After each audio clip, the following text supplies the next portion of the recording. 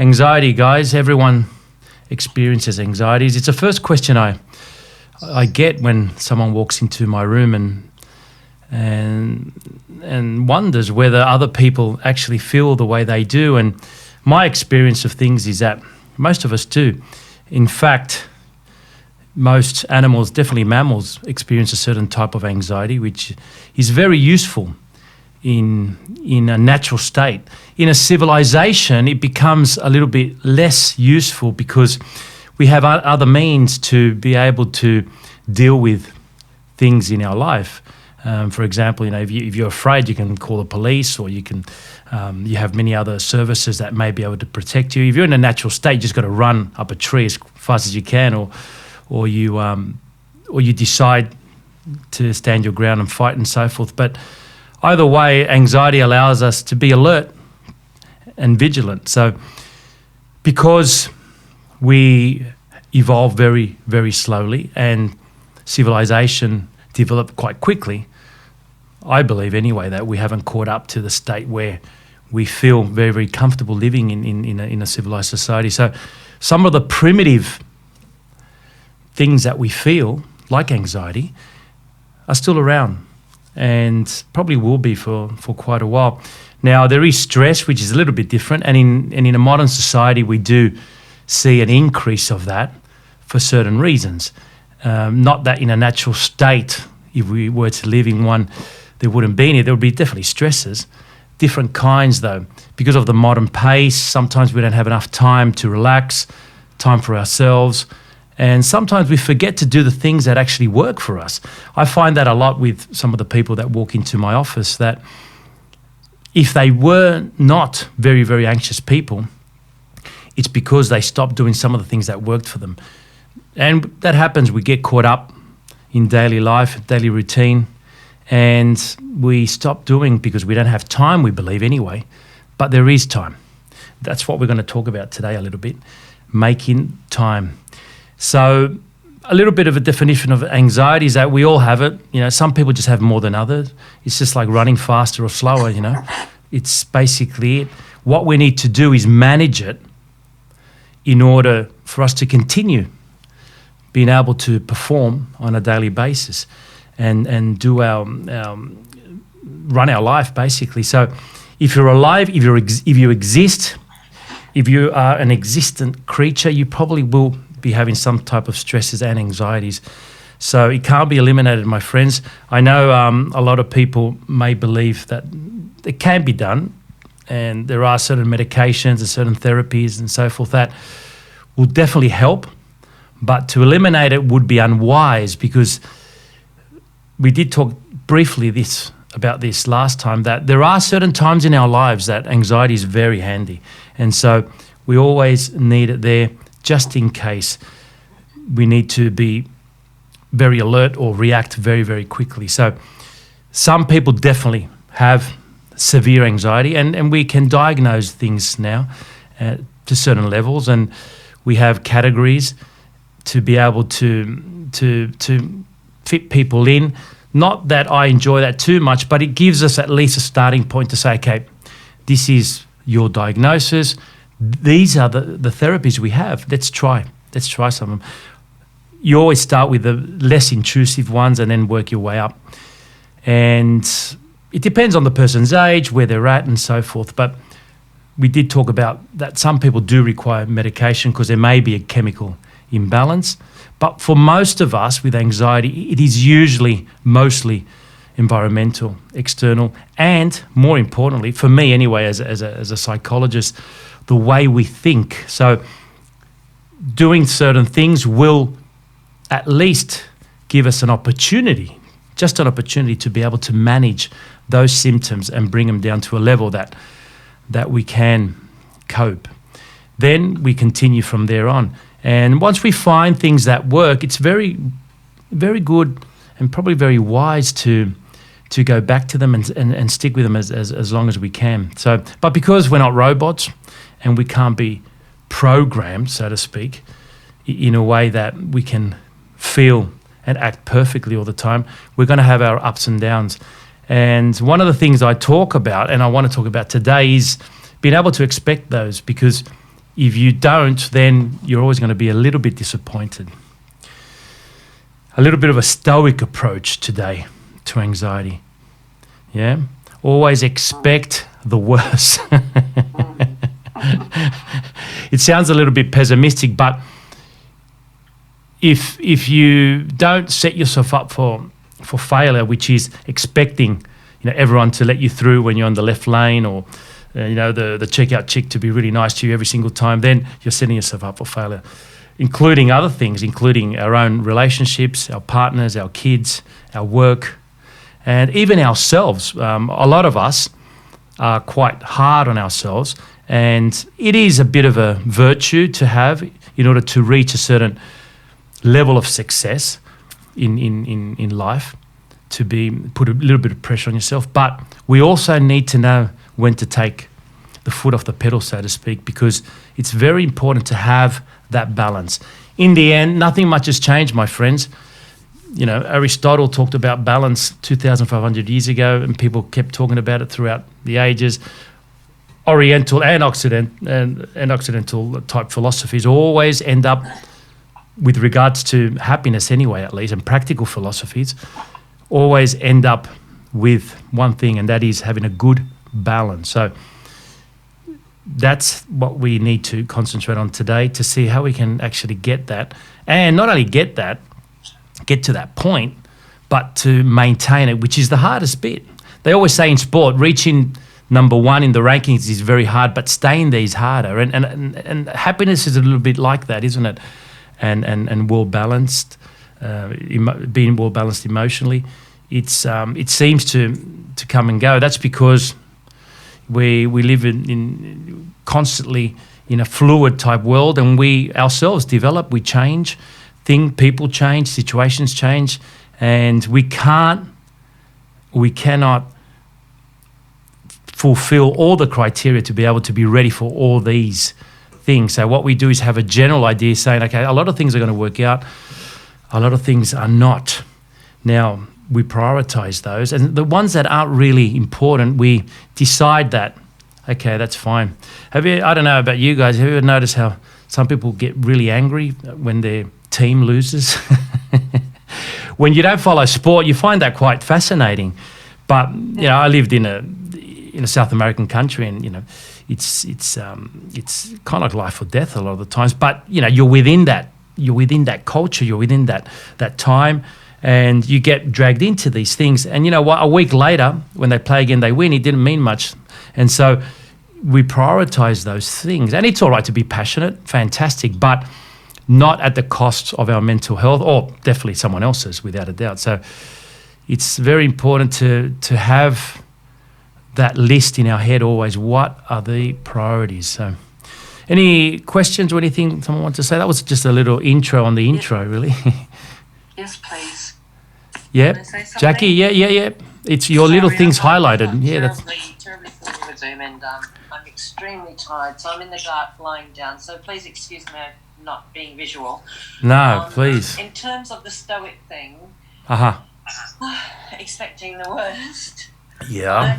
What's the difference between that and negative thinking? Sorry, what's the question?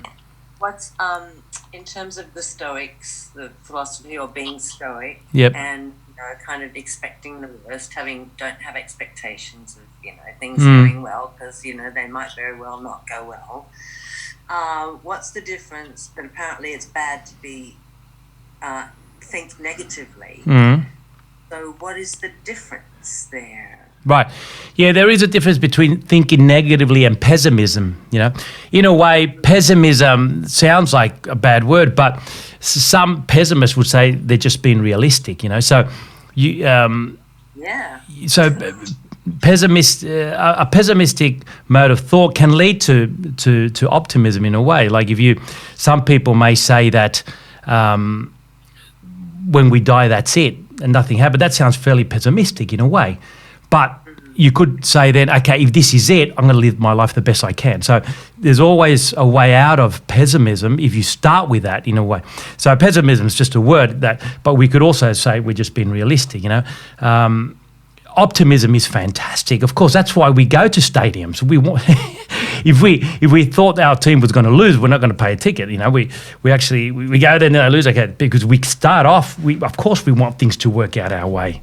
Of course we want them to work out our way. That's whenever we start a relationship, a project, whatever it may be, we start off wanting things to work. And when you start with that attitude, of course, it's important to feel that way, because or else most of us wouldn't start anything. But to be unrealistic, then that could be a bit of a problem. So in daily life, the Stoics, just going back to that since you've mentioned it, thought that because of the nature of the world, what's important is that when you wake up in the morning, you remind yourself that many things may happen that are out of your control.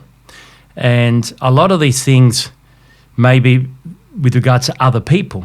And so that's definitely a big possibility. So if you start off with that, then you can go to the next point. It is, okay, if that's the case, then I'm not going to allow these external things that I have very, very little control over to affect me.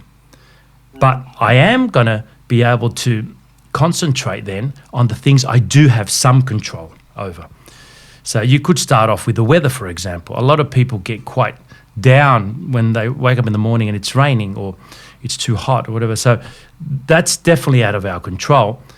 But if you start off from the premise that you live in a certain area of the planet, so we do have seasons, and so generally it will be colder in June and it will be warmer in January. So we start off with that type of philosophy or fact, if you like. Then it's not gonna bother you too much, or at least surprise you that it's very hot in January or it's very cold in June. But it's quite a simple point. But I get that a lot from people. They start off with, I'm feeling really bad, and the weather doesn't help, and so forth, and sometimes it's not just the weather doesn't help. It's they start off on the wrong foot already because the day's buggered. I was going to do this. I was going to go to the beach, and now it's raining all day. So starting off with the wrong foot, rather than saying, okay, this is an opportunity to do something else. So it seems like a very minor point, but the Stoics were very keen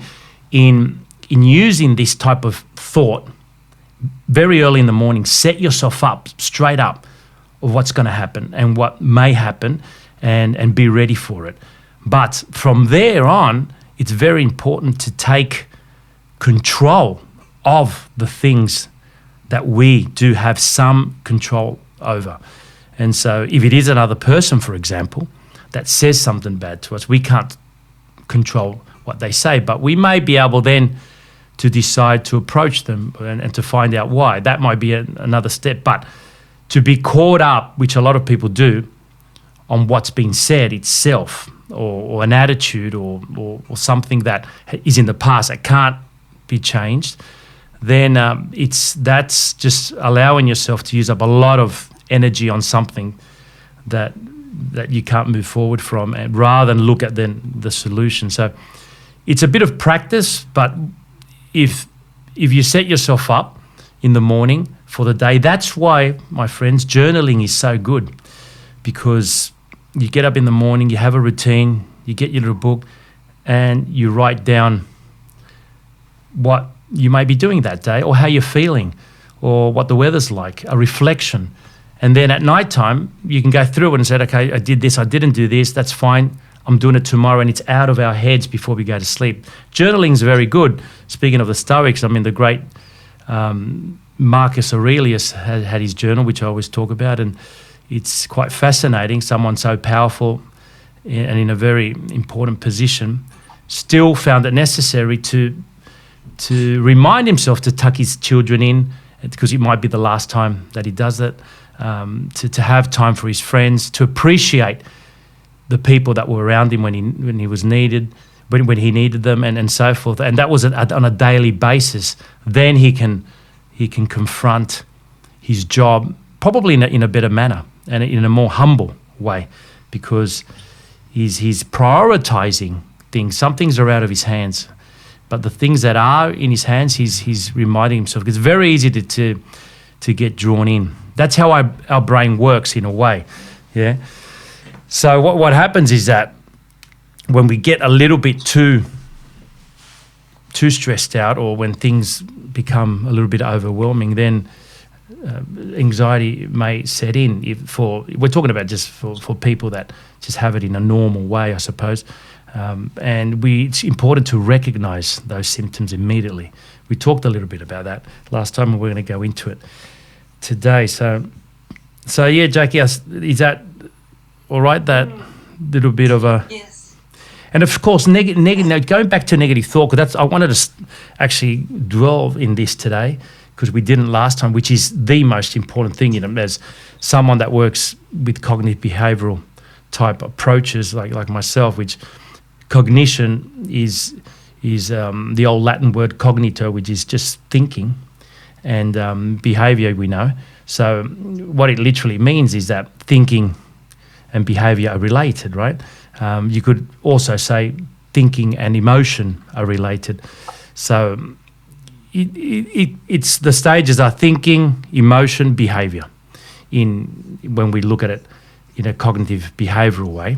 And of course there are other layers of the mind which we don't dwell too much in, because they're deeper levels, and of course they play a big part in our own emotions, our own thinking, even prior to our thinking, and our behaviour, which is our unconscious mind. And of course that's a little bit, that's probably for another chat. But it's what we can do is if we start with our thinking, which is something concrete. So if you're feeling sad or you're feeling angry, and rather than ask yourself, why am I feeling like this way, you ask yourself, what am I thinking?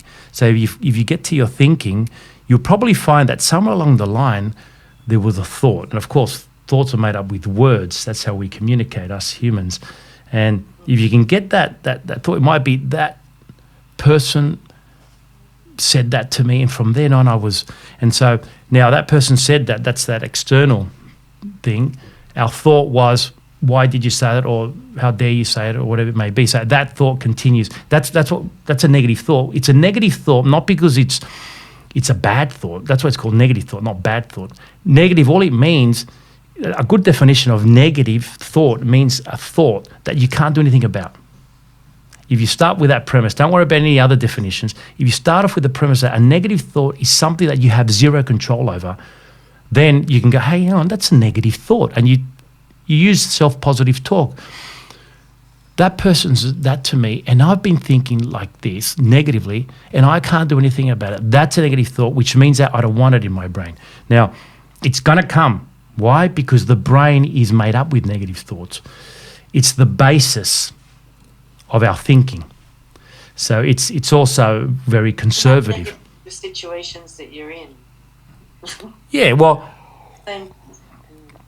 we are negative, and most animals are, I mean, if you have a mouse now behind your couch, right, and you throw a little bit of cheese there, I can guarantee you the mouse is not going to come out and get it. Why? Even though he's starving. Why? Because it's got negative thoughts, thinking if I go out, she's going to step on me, you know what I mean? He's probably quite pessimistic too. Because why? Because it makes him more conservative. It's not the right time to do it because this may happen. All this bad stuff may happen. That's quite pessimistic and negative, isn't it? But so it can... his anxiety is actually going to save his ass.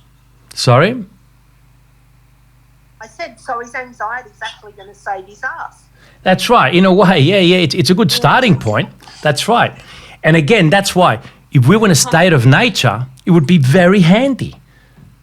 I better not go down this tree. That jaguar's still down there. I mean, he doesn't look hungry, but he might bite me. So you start off with that person. You're not going to take a risk. Why? Because it's life or death. It's not, that's all right, I'll send the email tomorrow. This is a life or death situation. You can't take the chances. You become very negative and pessimistic because you're going to live longer, basically. But also, there's a time where you've got to eat. You've got to take a calculated risk. And so the ones that are better at that midpoint are the ones that survive, and they continue to reproduce and pass on that. That's how basically selection works. And for us humans, we're at a point where what we have, we're equipped to be able to live in a certain kind of world, but probably not in such a fast pace because of what I said. We haven't caught up yet, but because of the size of our brain, we're very capable of still adapting very quickly and making machinery and weapons and things that will replace our lack of fear and anxiety and so forth that other animals may have, So, and basically, the negative thought, it's still within our brain. The best way of putting it, I thought, was looking at a garden. The weeds in the garden, they always come out regardless of what you do. And so the negative thoughts are like that as well. You could work on your positive thoughts. You could talk to yourself in the mirror. You could write down your journal like Marcus Aurelius. You can do yoga.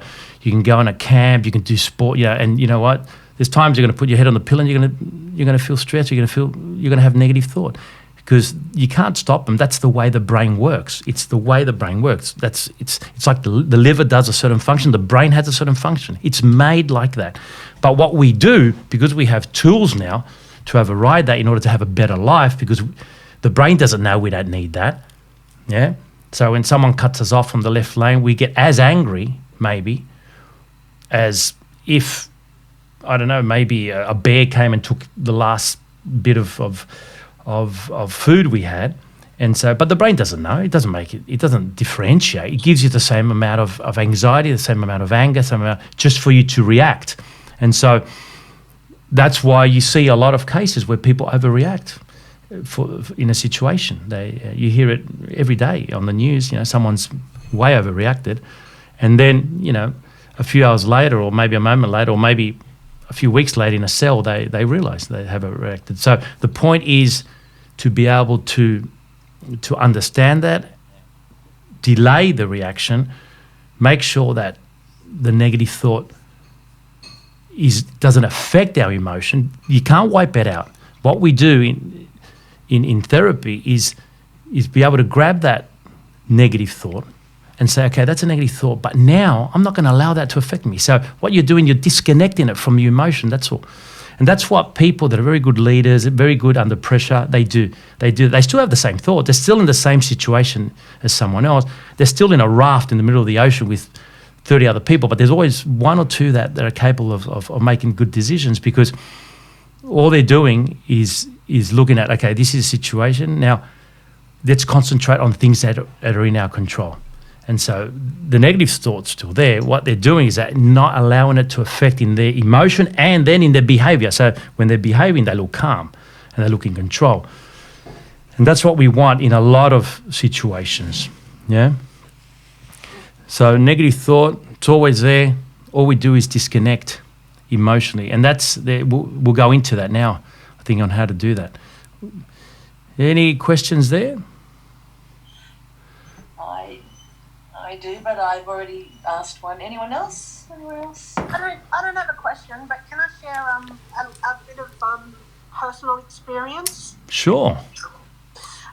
So I think, like I've seen you for a while now, Carlos, for a few years, and I think I mentioned, and that doesn't mean that you're not good at what you do. It just means that I'm a slow learner. I have been, for over a year now, I've been doing a 10-minute mindfulness meditation, and I attributed that a lot to my emotional growth and mastering my emotions. Yeah. So I'm a very emotionally driven person, but something that I have noted of late in myself that's also helped me to regulate my emotions, and as you say, identify that emotion and then realise that doesn't need to control me. I can simply have that emotion, and that's okay. I'm identifying you and I'm allowing you to pass through, and I'm not going to emotionally respond and react anymore, because I don't need to, because that's just detrimental to me. But the other that I've been doing is finding the very small things to be grateful for, finding the really tiny things. So, I kind of, I counsel my kids, my stepkids, and I've found myself saying to them recently, always remember the little things. Please remember to be loving and caring towards each other. Remember to use your manners. If you ask for something, say please. If you're given something, say thank you. Don't ever take each other for granted. Please remember the small things, because in that moment of absolute darkness, those little glimmer of small things, just one tiny little spark, can ignite the change in your emotional standing. Yeah. It's all those little things that add. I mean, but unfortunately for us psychologists, we have a bit of a disadvantage from all other disciplines, that we're dealing with abstract concepts, right?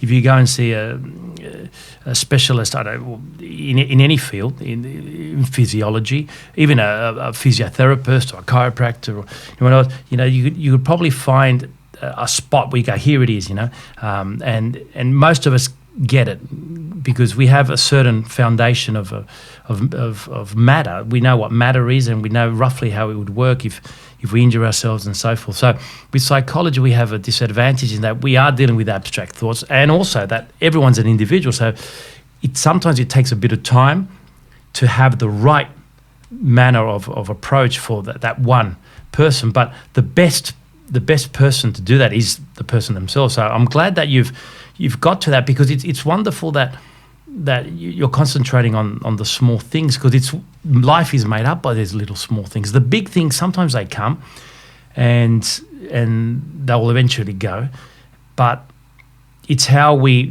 that first step that we take when we get out of bed, how we attack the day. That's the most important part. I know with myself too, and when I was young, I used to say to myself, "Oh, that's it. This is going to be one of those days." And you know what? It was one of those days. And that's right, I got 2 red lights in a row, that's it. Everything's against me. And you start getting into that frame of mind. But nothing is really that concrete. A lot of it is the construct that we have, how we analyze things, and what moral value we give to it, and what ethical value, and how we feel about it. But if we detach ourselves, and I think the mindfulness stuff is really good, and it's good that in Australia now we look at it a little bit seriously. It's been around for a long time, and I think what you said is perfect, because with things like yoga, meditation, they're very, very difficult to do, and sometimes they can be more frustrating when you try to meditate and clear your mind of all thought. It's very difficult unless you have a lot of training. It could actually backfire, and because you start getting frustrated. But I like what you're doing, that you're just you're observing those negative thoughts, and knowing that, okay, that's what it is, but I'm not going to allow it to affect me emotionally. And that's the crux of the matter. Yep, that's basically how you do it. But it won't happen straight up. You've got to practice it. For all those out there, we did say that we're going to talk about how we're capable of disconnecting. That's the first thing. We need to recognize that it's a negative thought. Or if we spend the whole day, sometimes weeks, and people sometimes years, having a certain negative thought or many negative thoughts, and we meet people, I'm sure you've met people that you can notice that they're suffering inside. They can't let something go. Or sometimes when we've had a problem with someone and we see them after a while, and for you it may be totally over, but for them they're carrying it. So that's bad for them. We need to know, especially for little insignificant things that don't really add up. We need to know how to let them go. And the way you let them go is by recognizing, hang on, that is a negative thought, which means that it's there, it's fine. That's my brain's doing what it should be doing. That's fine. I'm not abnormal, so that's fine. I'm thinking the way I should be thinking. That's what my brain does, right? So, if you eat a lot of bad food one night and drink a lot of stuff that probably not good for you, the next day your liver is going to show you that it was the wrong thing. So the liver's just doing what the liver's doing, you know what I mean? you can't send it back up. It has to process it. So the brain's doing the same thing. It's just processing what we're feeling, what we're thinking, and it's making us aware that maybe there's something out there that we should be worried about. So it starts off with that negative thought. Then it's up to us, the mind, if you like, to go, hang on, brain, it's all good, thanks for that, but you know what? I don't need this at the moment. So it's very simple. We call it self-positive talk. So it's you talking out loud to yourself. A lot of very successful people do this. Because what you're doing, you're overriding thought when you're talking. So you say, that's a negative thought. I'm not going to allow it to affect me. It's very powerful. It's so simple that most people don't do it. It's so simple. But you've got to know when to do it. Sometimes you spend the whole day having that negative thought. You've got to recognize first it's a negative thought, because when you're thinking about something, or you're angry about something, or you're upset, all you're doing is your emotion is taking over. Your rational side of your brain has kind of like switched off a bit. You're just reacting emotionally. Then after a while you realize, maybe I overreacted, or whatever that may happen or not, But if we can at that time say, hang on, that's fine, that did upset me, but now that thought, I'm not going to allow that to affect me. And you say it in a calm manner. If you can do that, you'll see how powerful that is. But you can't just do it once and it's a bit like physiotherapy. You've got to do it every day. and you have to do it very lovingly to yourself. Yeah, calmly, lovingly, and if you like it. But also, it's one of those things that if you create a habit, you just create a habit. You just have to create a habit that when you're thinking negatively and you don't want to, this is what you do. And then your brain will live it. It's just like learning a language. Your brain will get the fact that now you're talking this language and will switch on to that code, right? So you could be talking English, people that are bilingual, trilingual, that's what happens, especially when they're fluent. They go from one to the other. The brain gets it. Okay, now we're talking Chinese. Okay, now we're talking Russian and so forth. I just aligned myself with the two big evil powers there, but doesn't matter. According to some, you've got to choose your enemies apparently. So World domination.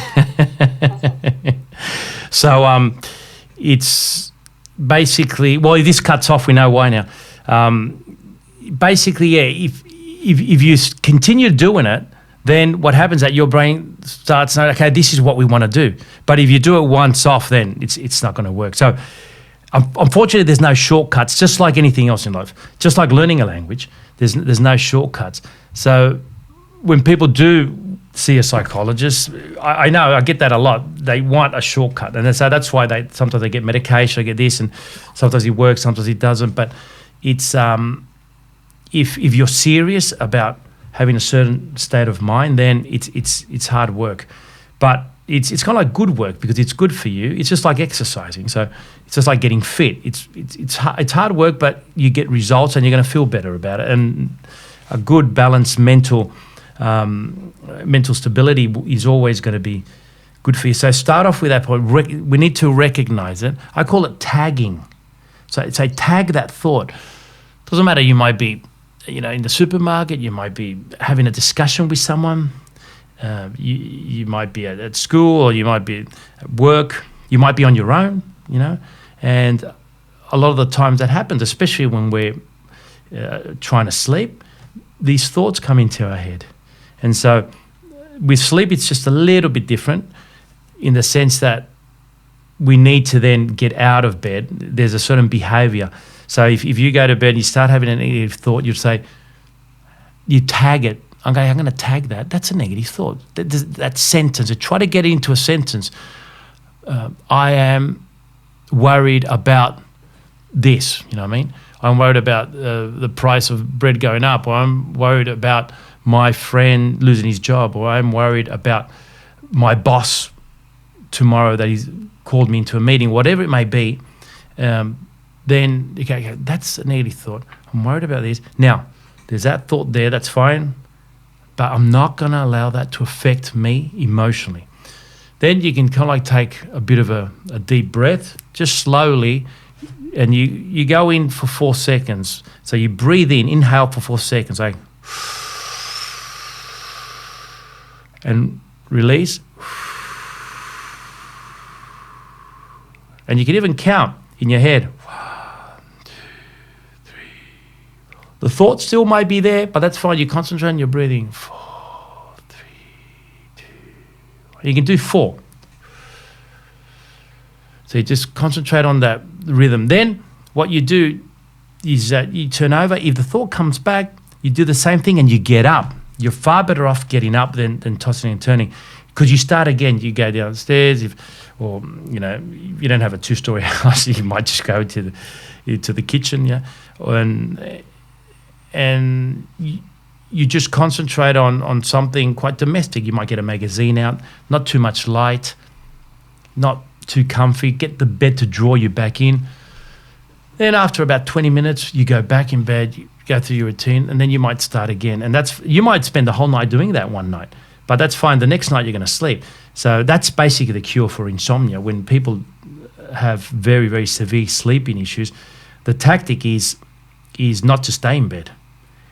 So because what's happening is that you're creating a habit. The brain thinks that bed is to stay awake and think. So you've got to, in a way, the brain is just doing what it thinks that you want. Oh, so we want to think about this. Okay, let's think about it, But if you start making sure that your brain understands that bed equals sleep. If I'm in bed, I have to be sleeping. If not, I'm up. And so that eventually, it's like we do with children when we teach them to get to bed and to sleep, It's just toiletry the same. There's a certain behavior, certain time, certain place. So we get back to basics. So 4 seconds in, 4 seconds out. You can do that 4 times. Then if you want, you can do it for 4 minutes. Yeah. That just takes you straight back to routine all over again, doesn't it? Yep. Which is exactly how you form a new habit. That's right. It's all about habits, my friends. If we have very, very good habits in life, there are going to be some. Sometimes there are days that we decide we're going to have a bit of a break. That's why we have holidays and so forth. We leave the routine, we leave work, we leave these things that we go on a holiday, and we come back. So, but we can actually do that every day. Have a holiday in your mind. You need that time to reflect, that time to settle yourself in order to get that balance. So number one, we need to recognize. That's the most important part. I find that that's the hardest bit, because people are so used to thinking in a certain way, then they feel that there's nothing wrong. It's just that I'm feeling bad. No, but it starts with the thinking. It starts definitely with the thinking. So recognize, and it's a little bit, I suppose, a bit of hard work to start off with, but it just gets easier as you do it. That's the number one thing. So just with your own brain, just start thinking about the way you're thinking. And you hear it, like if you're listening to someone, if you meet someone at a party and they're talking negative to you, you can see you're going, wow, you're pretty negative. So we need to be able to use that for ourselves. Yeah. And then intervene. But until we learn how to recognize that thought, I mean, when we're talking, it's a lot easier, of course. But our thinking is different, because you're just dealing with your own system, if you like. You're caught in your own head. So the point is to get out of that, transcend, and try to observe yourself and your thinking. And once you do that, it's quite liberating, because then you've just grabbed that thought. You need to make it concrete, because we're dealing with abstract concepts, like we said in psychology. We need to make it as concrete as possible. There it is. There's a thought. There's the words. Bang. Now, that's fine. It's just like watching a movie. You watch a movie, you get enthralled by it, and then the credits come up, and that's it. You get up and go. You don't get attached, if you can, to certain things. But sometimes we do, of course. And some things affect us more long term. But with our own brain, it's important to just work on it every day. I would say in the morning, get yourself a journal, write down a few things. At nighttime, write down a few things again. and use that material object outside your head to be able to put thoughts on there. Then you can reread them. When you reread them, once you feel better, you'll find that, yep, I was quite negative. So it's always handy to get back to that, and have a goal to be more positive in that sense, that I'm not going to, a bit like you said, also, Donna, that be a bit more positive in the sense of being more grateful as well of the things we do have, because a lot of the worries that do come is because of the stuff that we don't have, or things that we don't have or we can't get, so things that we can't change. And so we start from the premise that this is what I've got, and sure, it might end, but isn't it fantastic that I've had this, and so forth. So it's always good to focus back on the positive side of things, not the negative. Yeah. Well, yeah. It's a little bit.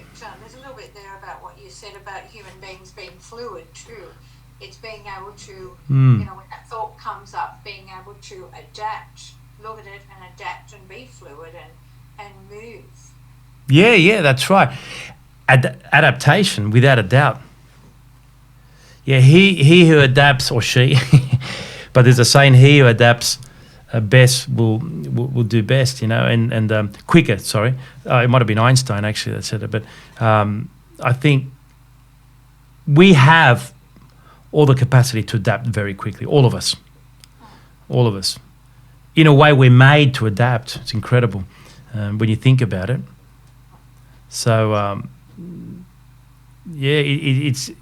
when you see people, some of the things, the amazing things that some people do, you go, wow, it's from the same species, the same being, if you like. They still have the same amount of tools and virtues basically as us, and yet there's so much that we can accomplish. So if you start off from the premise that there's a lot that we can do, but still there's a lot that we've already done, and pat yourself on the back for it and appreciate that, then that's a good starting point.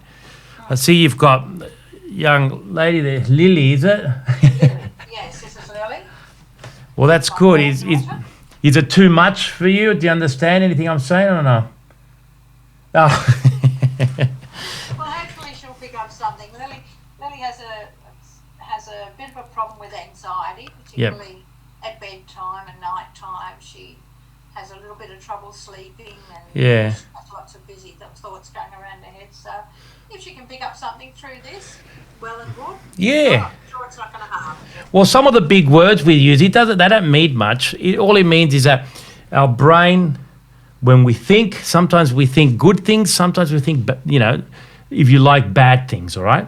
So the bad things is just the brain doing what it's got to do, because it's got to make us aware that there are some bad things. So be careful, you know what I mean? So you don't just go la la la la la and trust everyone, or you're always a little bit weary. That's fine. It's good to be like that, but it's also good to, when you get to bed, to be able to switch off and sleep. And I tell you what, sleep is a very delicate matter. So there's nothing wrong with not being able to sleep. Many people have that trouble. It's because what we need to learn is to be able to say, okay, that's there, now I'm here. It's a bit like when you play sport, right? You're in the field and you play until the whistle goes, then it's finished, and then you do something else. So the day and the night have to be quite clear. You say, okay, night's out, now's the time. You tell your brain, now's the time for sleep. So when I get in bed, it's very important to be able to relax and, yes, not take too many things like phones and other technology to bed, because that keeps us all up as well. At least an hour beforehand is wonderful. And maybe put some, do you like music? Yeah, put some soft music and just chill. And then that little exercise that we did, you could just get into bed, right? You say goodbye to everyone. Now it's sleep time. You make sure you brush your teeth, so you don't have to get back up. It's just bed, lights off, And you can kind of like lie down there, maybe take the pillow from underneath so you're nice and flat, and you put your hands like this, your belly, and you just control your breathing. You can do 4 seconds for you, maybe you can do 3. You know, so you just go, so you count 3, 1, 2, 3, and then out, 3, 2, 4. And a good trick is to picture the number in your head, because then what you're doing is that it's like a bit like when people say you should count sheep. You're just focusing on something else. So you focus on the number. Wow. And you feel your belly rise when you're breathing. And backwards. When you do that well 3 or 4 times, then you go to 4. 4, 3, 2, 1.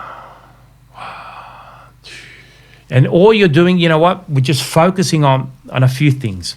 You know the senses? Have you discussed the senses? Like, yeah. So we can use those. So we're listening to our breath.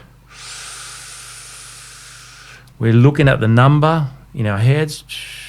We're feeling our belly rise. We're touching our belly. We're feeling our belly. We're nice and safe. You know, everything's fine. We're safe. You can even remind your brain, I'm safe here enough, and I'm ready to sleep. You tell, I'm ready to sleep. It's like the whistle, go, you know. And then if you do that for a little bit, then you can just, once you do it, I say 4 minutes because it's easy. 4 seconds in and out for 4 minutes, right? And don't worry about your thinking. Let it be there. Let it be there. Just concentrate on the numbers. Concentrate on the sound. And if you do that every night, you'll find that eventually one night you're going to fall asleep doing the exercise. That sounds like a plan. And it's really cool because it's a different type of sleep. Yeah. So it's very important to not have any. That's for everyone. You know, social media before bed, and even TV. You know, I mean, we have a little bit of routine. Yeah, we watch one little show. Yeah, it's kind of like prepares, like, and so that's fine. And then upstairs, everyone does their tea. Blah blah blah blah blah. Yeah, I always put Mozart on, classical music always, and it's quite soothing. That's what I do anyway. And I read a little bit. So, and always something that, nothing too dramatic is always good, something light, you know. And then you tell your brain, okay, this is it. Everything's done, lights off, and then you do your little exercise, and then you turn over, that's all.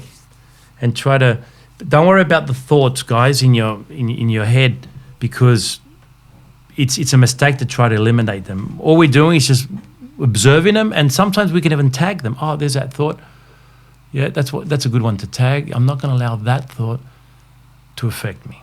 Yeah, and you're just getting into a state of mind that is relaxed, just like we do when we go out. If you want to go to a party, you get into a state of mind. Oh, this is going to be fun. You put some music on, you get changed, you're preparing yourself to have fun. Or you're going to do sport, you might do a warm-up in order to prepare for what you're just about to do. For sleeping, it's the same. We need to prepare for sleep. The brain needs to know what we want. Okay, you want to sleep. Okay, cool. You don't want to lay there and think about stuff. Yeah. But if we don't stop doing it, then the brain's not going to stop it. Yeah. So that's very important, guys. Yeah, so that's good. I was wanting to talk about the sleep too, so that was handy. But it's one of those things that, yeah, you can. I would also encourage you to read, to listen to podcasts, to get some books on that, because everyone has a different perspective. Yeah, there might be psychologists that talk about very, very different things that might just be the thing for you. So it's important to try to do a little bit of research. If it's important for you or for somebody else that you know, it's worth the time, guys. Yeah, so any questions, any other things there? Yeah, Coles. Yeah? How you going?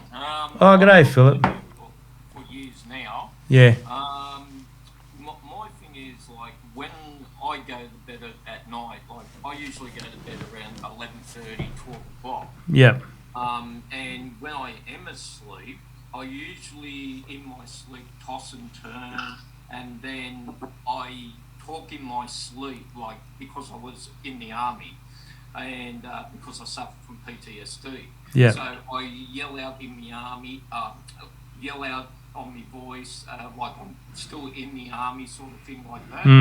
And then my wife wakes me up out of that, like talking in my sleep and stuff. Sure. I wake up, I'm in a sweat, and my triggers have set off, and I cannot get back to sleep whatsoever. Yeah, that's a quite a complex one, because it sounds like it is complex PTSD as well, like, in the sense, because it's been obviously quite a while for you, and it continues. So it's some of these things are treated more with long-term type therapies. Yeah, cognitive behavioral therapy might work only to a certain extent, but it would be wonderful also for you to look at other things, and we can have a chat about that afterwards as well, if you like. And there are some things that could work. The thing is, yeah, when we're asleep, we're the most vulnerable, aren't we? Yeah, imagine if we were asleep in the middle of the jungle. Like, yeah, that's the most dangerous time, isn't it?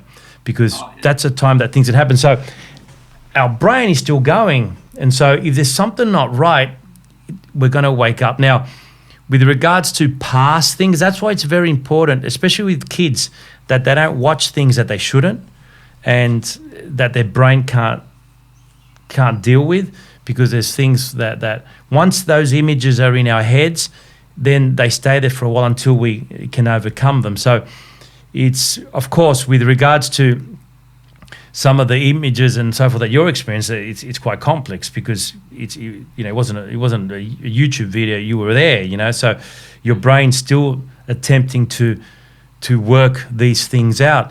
And unfortunately, a lot of our veterans didn't have the right counselling at the time that they needed it, and that's why it's very important to catch these things very, very quickly. But there's always a way that we can look at that, and there's some great therapies going around now that tap into more the unconscious mind. So that will be something I would like you to consider, but we'll have a talk about that, because that's going to help you. Now, with regards to what you do at the time, I think I would recommend that before you go to sleep, try to be as relaxed as possible. Try some music, soothing music, yeah, if you can. Don't have too much information coming into your brain before going to bed. I think 11:30 is a bit late too, because you're probably up watching TV, I suspect, or something, or what? No, I'm not up watching TV. What are you doing? Just reading a book. All right. Yeah, so I just read a book, or Good book?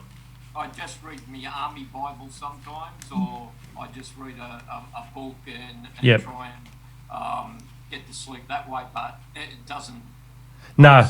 And you've got to remember, some of these things may also even trigger, because some might even, because they're still associated with the past. So I would recommend to, just before that, half an hour before, do something totally things that you wouldn't do, like maybe watch a cartoon or read a book on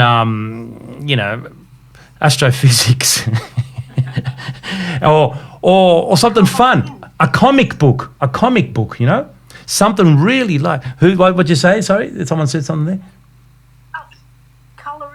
Colour in, wonderful. Something totally left field, because a lot of the things are great, but they're not kind of like working for you. So maybe change it, but just that last half hour, and try to get a little bit earlier too, if you can. Just try make 11 your latest. Maybe sometime even if you're feeling tired, just because if you fall asleep then, like say at about 10, it's a very different sleep, and just see what happens and so forth. But then once we're asleep, then our brain becomes activated even more than when we're awake. Apparently, I have to trust these forensic psychologists. So yeah, it's just like when I'm asleep and I do do have these nightmares, it's always about the army. Oh, yeah, of course. Yeah, your brain's still dealing with it. Yeah. Yeah. So, and it may or may not happen if you change a little bit, but what you're going to do is just looking at different scenarios. So then we start eliminating possibilities, and then eventually, if you can control it, that's great. There are also other, like we said, other type of therapies and pharmacological ones. But if it's still happening in the meantime, what I would be doing, I would be getting up, trying to stay calm, getting up, and a good trick is to write down the dream. That's why a journal is good. Just write it down, because when we're dreaming, that's our unconscious brain, right? So that's our unconscious brain when we dream. That's why there's dream analysts and all. They look at things like that. It's out of my field, but I'm fascinated by it too, like everyone else is. So, but one thing that works is you write down your dream as descriptive as possible. What color, everything, So then it's out in the material world. So usually what happens is that a psychoanalyst would say that our unconscious brain represses things, and they come out in dreams, or they come out in slip of the tongue, like Freudian slips that we say, and so forth. That's part of our unconscious. Or we might react a certain way over something so silly. It's because 10 years ago this happened, and so forth. Or we might be overly jealous. A person might be overly jealous, and that other person might not be doing anything, but it might be due to something in the past, and that they're not even realizing it. It might be that we just say it's an unconscious thing. So the way you deal with that is through hypnotherapy and other forms of therapies. But what is definitely interesting is that our unconscious only becomes alive when we're not conscious. So the only time that we know is when we're asleep, right? And so these images arise out of then. So they must have some importance for the brain to deal with. So the best way I would know how to do it at this stage.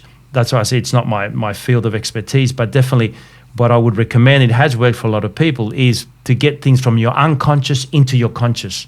So, which means that it's on paper and you can read it the next day. Now you're up and about reading what your unconscious was saying. So now it's gone out, and then usually what happens is that the unconscious is happy with that because it just needs to get it out. Because it's repressed there, it needs to get it out. Okay, it's out, and it may decide to give you less of it. Yep. So try that if you can, but definitely change your bed routine, your pre-bed routine a little bit if you can. That sounds a bit like a pagan ritual, only when you write it down, you actually burn it and destroy it. Yeah, that works too for some people. Yeah, it's a ritual. Yeah, I mean. I think most of us has done something like this. Grabbed a photo. You're out of my life. When I'm yelling out in me sleep and that, and my wife wakes me up, she goes, "What were you saying? What were you going on about?" And I said, "It's about a war, but I don't want to talk about it." Yeah, and it's still there. You don't want to talk about it. It's fine that you don't talk to her about it, but talk to yourself about it. Write it down, man. Yeah, write it down. It'll do you good. But be as descriptive. It might be a difficult process, but be as you get up, splash some water on your face, or even have a cold shower, or whatever. I like that too. And then that's it. No more sleep, and for the next half hour. So I'm just going to touch. Okay, for the next half hour, I'm just going to write this thing and just write it and close it and go back to bed. You don't have to go through it. Then you just keep adding to it. Yeah. But we'll look at some other things as well for you. Yeah. Yeah, because this has been going on, for years and years. Yeah, I can imagine. I was in the army in 1982, right up until the 2000s. Yeah. It's just every day it keeps going. Yeah. Well, you haven't had I suppose the right intervention. So I would say, we'll have a chat outside of this, and we'll go from there. But I think tonight, definitely do that. Change your bed routine, and get a notepad. All right, just for yourself. No one else has to see it. All right. Yeah. No worries. Yeah, interesting. We all have our stories, don't we, guys, huh? Certainly do.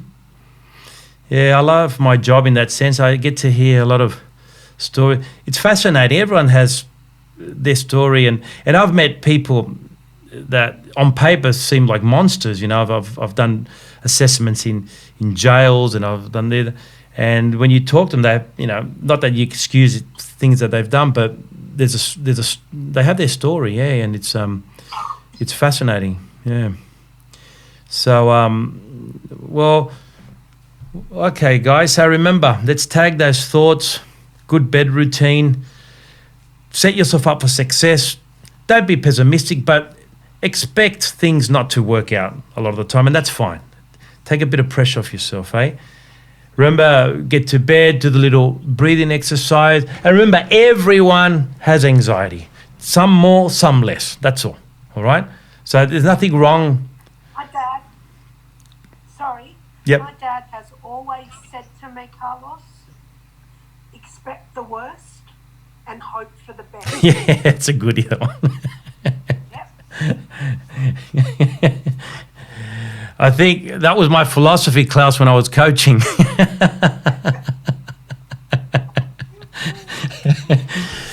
Yeah.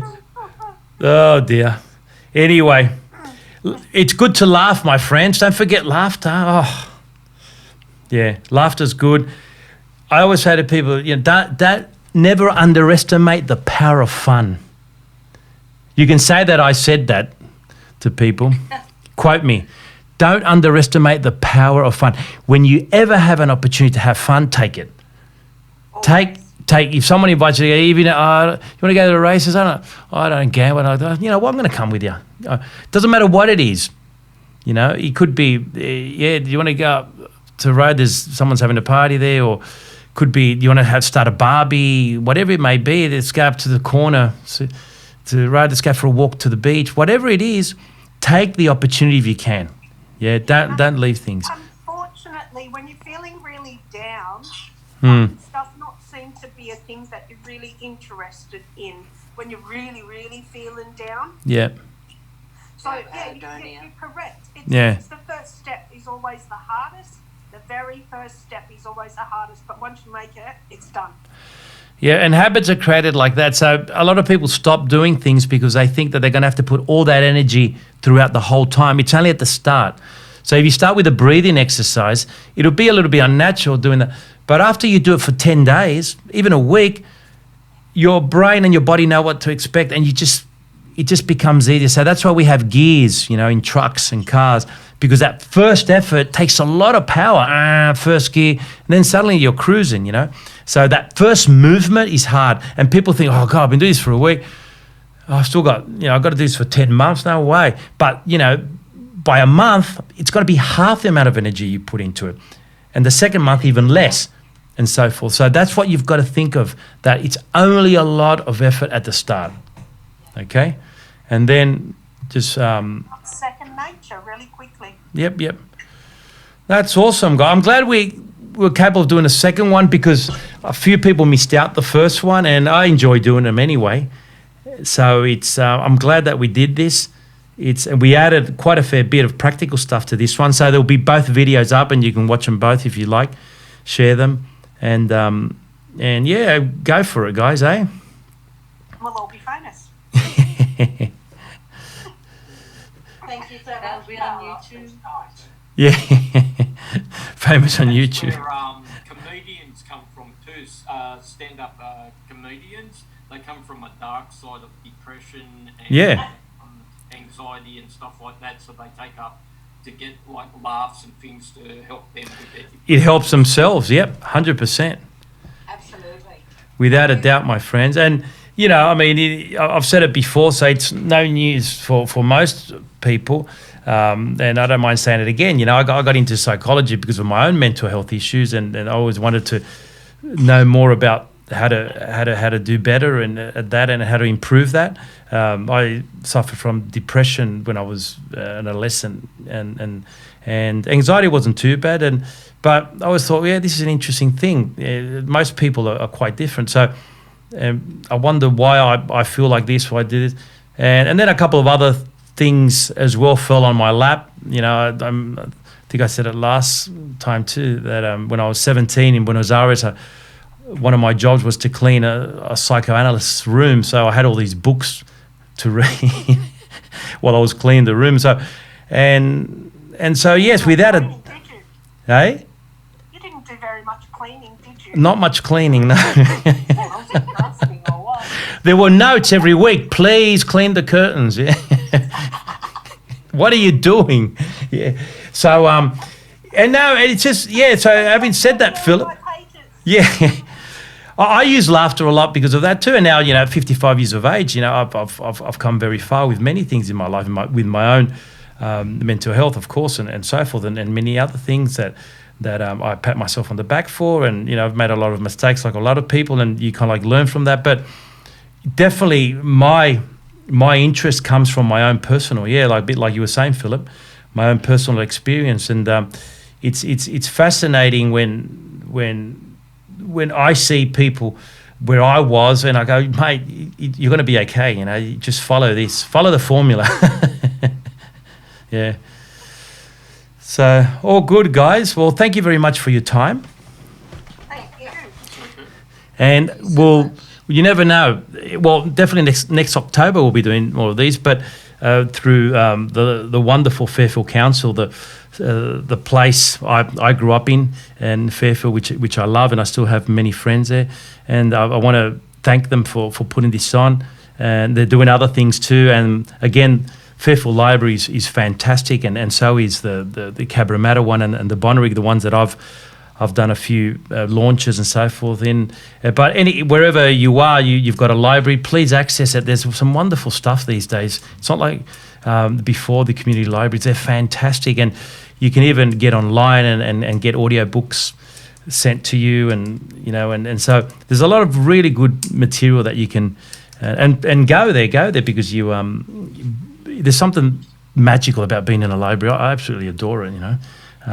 It's just wonderful. Your brain just goes, I'm in the zone now. I'm going to read. I'm going to learn. Yeah. So again, thank you to Fairfield Council and Libraries for putting this on. I myself every now and then do some, so feel free to message me or to keep yourself informed if you like. And it's I think my details are everywhere on the pamphlet and so forth, so you can always contact me if needed.